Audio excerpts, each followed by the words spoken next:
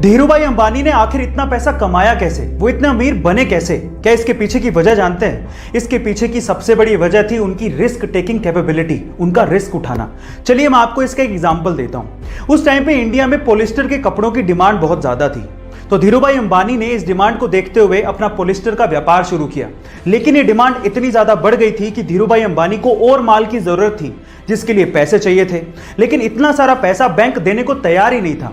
इस वजह से धीरूभाई अंबानी गए सीधे लोगों के पास और उन्हें कहा कि आप लोग मेरे बिजनेस में पैसा लगाइए, अगर नुकसान हुआ तो वो मेरा, लेकिन अगर फायदा हुआ तो वो सबका होगा। इस तरह से रिस्क उठाकर धीरूभाई अंबानी ने बहुत पैसा कमाया और यही उनकी सबसे बड़ी वजह थी। पढ़ाई का और पैसा कमाने का आपस में कोई लेना देना नहीं है, इसीलिए उस लड़के ने 10वीं क्लास के बाद पढ़ाई छोड़ दी और भजिया बेचकर पैसा कमाना शुरू कर दिया।